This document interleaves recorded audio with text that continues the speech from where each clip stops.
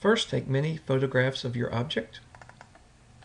They should be from many angles with well-defined backgrounds. Next, upload your photos into 123D Catch and delete the background. In a few minutes, you will have a 3D rendering of your object.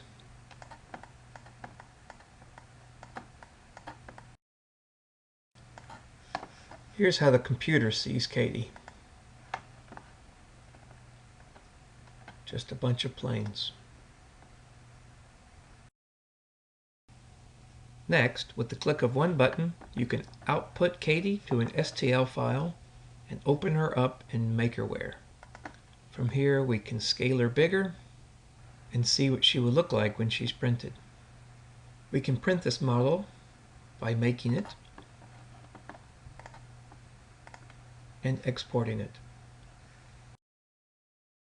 As you can see here, it will take about 5 hours to make 70 grams of material, which turns out to be about $1.50.